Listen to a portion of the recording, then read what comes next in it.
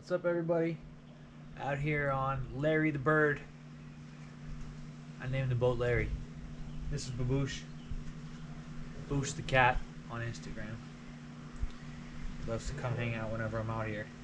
I wanted to do a little video today because one of my buddies asked me to do a video on beginner fishing. What I would tell a brand new, ultra noob guy to do when it came to bass fishing. Of course, I had to ask him some questions, right? Because when you get that, are you going to be fishing from shore? Are you going to have a boat? But, you know, how hard in are you going to go? You know, he just wants to catch some fish, I guess. So, first thing that comes to mind for me is also the question of, do you know how to use a bait caster? Or are you going to stick with spinning, or do you want to learn? And to quickly explain the difference, I love to throw a casting rod. It's just so much better. I'm so much more precise with any cast that's a decent distance, and it's less fatiguing. I think it's more fun. When you do get a backlash, it can get annoying, but usually you can pick one out if you have your reel dialed in. And sometimes you get a loop around these spinning rods, and it's so annoying. It's like, man, I'm using a spinning rod, I'm still dealing with line issues. So it happens. I pulled out a few rods because first I'm going to go over the rods, then I'll go over some basic baits. So first rod that, you know, I mean, things change, right, every year with this stuff. You got to keep that in mind. But one of the best rods, I feel like, for the money that I've seen on the market, just a generic rod that you can just buy, would be this Daiwa Tatula Elite. This is a 7-foot medium light finesse drop shot rod. Rated for 1/16 to 3/8 of an ounce, 4 to 10 pound line. And I paired this up with a Stratic. It's a Shimano Stratic, which is an expensive reel. And to be honest, this reel, when I got it, gave me problems. So I don't really recommend this, especially for a beginner. But honestly, in general, I don't know. It's kind of too expensive, I feel like, for what I got. So what I've got here is Daiwa BG. And this is more of like a saltwater reel, but this is a 2000. I mean, the thing's tiny. And I love it. This thing has given me no problems at all. In fact, I have a 3500 for some saltwater stuff as well on the BG that I had bought early on, and they're $100. $100 reel. This thing is awesome. It's rated. You can do reviews on this thing. It's one of the best reels for the money on almost anybody's page. So, highly recommend that reel with the Daiwa Elite Tatula Elite rod. I will link all this stuff in the description below. When it comes to really getting a rod that's really sensitive, it's crazy that my jig rod, which is a custom rod made by my friend Greg Cyphers, Adavan Rods, it's Nevada backwards. Great guy, super helpful all the time, helped me do this graph work, and he knows his stuff, man. This is a 7.3 medium heavy extra fast action, rated from a half to an ounce, and I've got a jig on it right now. So this is my jig rod. It's amazing. The feel I get on this, it's a point blank that he built it from, carbon fiber, Fiji guides. I mean, this thing is just amazing, but you're looking at $300 to $400 depending on some of the specific rod. You know, you can get Northville composite or different blanks. This is a point blank, about a $350 rod, made to order specifically for what you want. Custom rods. Now, of course, your beginners are probably not going to spend that kind of money on a rod. Of course, that's a casting rod, and the reel that I have on that is an Aldebaran, Shimano Aldebaran. These reels I buy, they're expensive. They're $400 or $500 a reel, typically, new maybe. But used, I find them from Japan. And let me tell you, I trust you, Japan, because they take pride in everything they do. They're never going to send you a faulty product. And if they somehow do, they will make it right. I promise you. Everyone I've gotten has been great. One had a broken plate. I ordered the plate. They refunded me the money myself because Greg helped me with that. Ordered the plate, got it within the week. I asked them, they sent me 30, 40 bucks. I think it cost me 25 plus shipping. They sent me 40. So that's just the way that they do business. And highly recommend doing that. I mean, even if it's for another used Metanium. I bought one Metanium. My buddy likes those. They're a little bit bigger. This is such a small, compact reel. It's so light. So when I'm throwing the jig extended periods, it's like incredibly light to the point where I pick up something else and it feels fatiguing, even though it's not, because this is just so perfect. I love that thing. And then I've been finesse fishing on this casting feather rod. It's a Phoenix feather rod. It's a 7'1" medium light, and I love this thing too. I caught a bunch of fish with it the other day, and what I have on is what I'm going to talk about next. Pretty much, it's a Ned rig. This is actually a Sakoshi bug, but it's basically just on a custom Ned heads that my boy DJ Evans had given me, painted one, and I got some more Ned heads coming in the mail, and I'm gonna paint them because right now they're fish are on beds and I like to see what I'm doing. But here is a TRD Ned, and I'm going to talk about that now because I've been talking a lot about finesse fishing already. These baits are ultra strong, so you buy one pack of these and they'll last you, honestly, depending on how much you fish, like, unless you lose them by getting snagged and losing your heads, they don't really get that messed up. You could catch 20 fish on this one little soft plastic. Whereas some of the more expensive Yamamoto stuff, which I love still, they get eaten up. So that's the good part about these. You do need to be careful threading them on the Ned heads, which you can buy direct from Z-Man, the same company that makes the TRD craw, the TRD, the ticklers now. Basically just has a little end to it. But these are all going to be the same. They're Elastec and they stand up in the water. So there's the ticklers. You know, you get one of these Ned heads. This one has a little weed guard on it, just a light one. These are custom. These are my buddy. I mean, they're cool. They don't work as well for Z-Man because you want a metal one of these keepers, but this is like a, you know, lead or part of whatever the head is. I don't know. It's just not a sharp. It's not sharp, so it doesn't grab the same. But I'll use the TRD, not the tickler. Grab the TRD. You're gonna go on the flat side. Get it down the middle. And sometimes this thing, especially when there's a weed keeper on and things like that throwing you off, it gets stuck. You might have to go back out, come back through, that sort of thing, just till you get it money. But that was a perfect go. That was pretty much a perfect go. And even for me, who does this a lot, sometimes I don't get them perfect on the first go. It's kind of can get frustrating. But I'm stickler when I'm fishing. Like, I want it to sit up perfect. So basically, you tie right there, and I'll go over knots at the end really briefly. But it just sits along the bottom, and you're just dragging that puppy. And you'll see it sometimes it'll go a little side. You touch it a little, and it just stands straight up.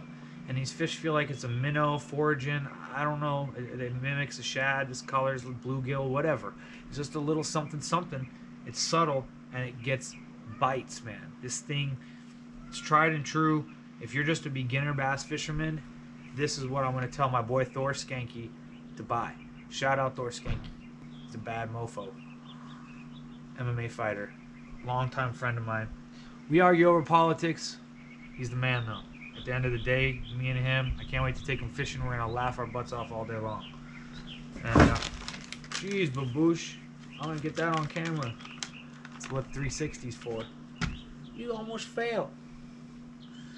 So, ultra slow when you're fishing this. I can't stress that enough, how you just want to fish it slow.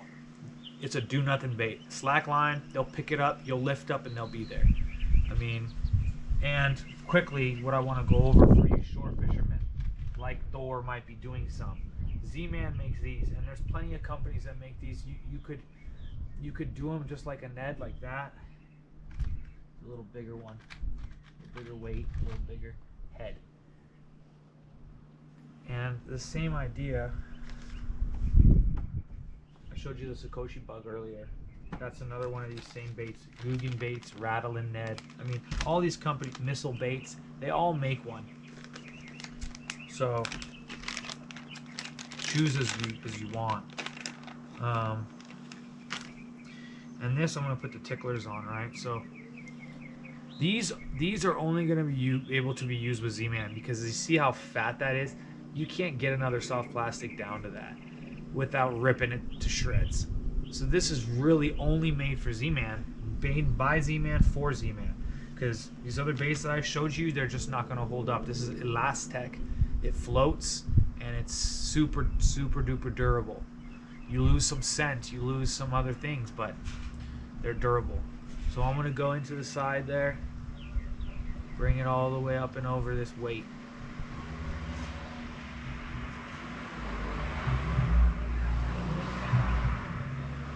Boom. Pull it all the way down. Oh yeah. And this is just a tiny little Texas rig, basically. Weedless now. So now I can throw that into wherever I want and really feel comfortable about it coming out. Now if I'm dealing with pulling a fish out of some thick stuff, you know, I'm gonna need to be able to set that hook and pull them out, but I'm going light line. These reels are made for 8-pound max, I would say. When I'm throwing this stuff, depending on how clear your water is, I think 8-pound regardless is still where I'm going to want to be for feel and for sinkability. I am running like 5-pound line right now. I have ultra clear water here. I don't want them to see it. I don't have too much vegetation where I'm fishing this. If I'm going to vegetation, I'm throwing a Texas rig on heavier gear, where I'm not as worried about them seeing the line either. But there you go. There's the weedless Ned rig, basically, from Z-Man. And there's plenty of companies. You could just get a small weight and you could Texas rig it with a small weight and small EWG hooks. No problem, you know. And you could use different baits when you're doing that, because you won't have this weight probably. You'll just go with a weight there. You know, not a stout hook, but you can get away with, on this light gear, still lifting up and sticking those fish without having, you know, to pull crazy. You might set your drag a little bit tighter for sure with this, and then be ready to loosen from there if you're catching some big fish, and let them take some drag on that light line. But tighten your drag down. And I guess I should go over drag real quick, just briefly for the beginners. I mean, going tighter and looser, and basically the drag is letting, see, I can pull line out. Well, if I tighten that, I can't pull the line out. I loosen it, easier, right? So basically the same thing for a fish. It can pull your line out faster. So on that weedless, you'll tighten your drag a little more. This one, I don't need it too much, you know. I don't want to have anything bad, you know, bad happen, like break off a fish. If I just lift up and I have my drag right, and I can always just loosen mid fight with that fish, I'm ready to loosen, touch my drag, and just be sure. And bass fishing, you know, you're not gonna need to, you know, it's not like you're catching something huge. You're gonna need to loosen drag and really like play these fish for 20 minutes, or they're somehow gonna take you in the rocks and break you off, or, you know, something like that, like in saltwater. You should be able to, I like to power fish these fish, but even with finesse tackle, if you tighten your drag up and you got some good quality line, I use P-line, sniper wire. Again, everything in the video in the description below. Use my link. And if I'm fishing Texas, that's why they call it a Texas rig. Heavier line, heavier weight, ready to take these fish out of some cover and pull them to the boat with ease. Last thing I'll go over really is just like your basic crankbaits and lipless crankbaits and stuff like that. For that, obviously you want a totally different rod. You can see the bend on this rod is tremendous. Stand up right quick. You can see how much bend I'm getting, to the point where that bait wants to come off. So this is a lot of parabolic bend for treble hooks. So once I hook up those fish, the rod loads and I'm able to hook up on them and also play them where they can take what they want, and the rod will come back slowly and and won't whip too crazy. So if I don't have that, then I don't risk losing as many fish getting them to the boat. But that is with a Casitas reel, Shimano again, but it's another Ativan rod, and it's designated for crankbait fishing. It's hard to crank from shore. You're gonna lose a ton of baits. So you're not gonna use this on shore. You have to be on a boat, at least some sort of raft or kayak or something, in order to really use that. Because treble hooks are just gonna hit the bottom as you're throwing out. The bottom's down. You're pulling that bait up, and when you're pulling that bait up, you got a lot of things that can snag on: rocks, bushes, trees, you know, all that stuff. I think that's a pretty good rundown, guys. Last thing I'm gonna show you is a knot, I guess. It's gonna be a Palomar knot, just because I want to show a good knot for everybody. That is not hard once you get it, and it's just a quality knot for a lot of different things. I use this mainly for Texas rigging, but you know, you can use it for anything, like I said.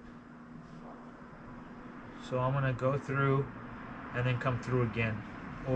And the reason I do that on light line is I don't even want to crimp the line. So I've got basically a loop through the bait. I'm gonna go make a little shoelace with that loopy end. So I pull that loop through, right? Cinch that down. There, that's nice and cinched down now. Now I'm gonna take that loop and I'm gonna pull the bait through it. And the hook. Boom. And once that's through, I grab that tag end and I just pull that tag end. And that tag end will go down on that already first knot. Super easy, super strong. Got a heck of a lot of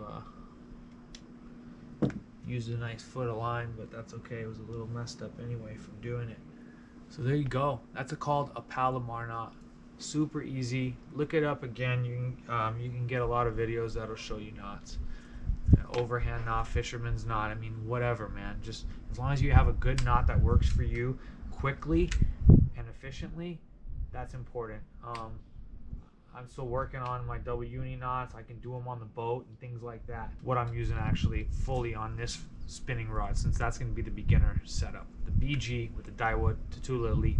I've got orange braid backed for most of the spool. That way I'm only running about 100 feet max of fluorocarbon, and I've got 5-pound sniper. Again, description below all this stuff, even the braid. And you'll tie that double uni knot to the braid, to that leader, and you'll hook up that 100 yards or whatever it is. And that way I can fish this down really all the way to the braid and not feel like I'm losing much casting distance, but money saved, because I only have to use a little of that expensive fluorocarbon each time I tie. 100 feet, 30 yards, 40 yards, whatever. And then I can just keep tying that on to the braid and keeping the spool full, as opposed to filling it with fluorocarbon. Then when I get low and, oh man, I'm not casting far, and I gotta rip off all that fluorocarbon. No, man. You put on 3/4 of the way, 2/3 at least of braid, and you finish out with fluorocarbon. You're gonna save a lot of money. And that's my last spiel online. So I hope that was informative and helpful for all the beginner fishermen out there. Thor Skanky, you my dude. Keep fishing, guys. Make fishing great again. Persevere through this coronavirus. We're just here chilling, enjoying life. I got my baby in the house. My cat's over here. Come on, Baboosh. Come say bye. He sees something. He wants to go. He sees the neighbors playing basketball.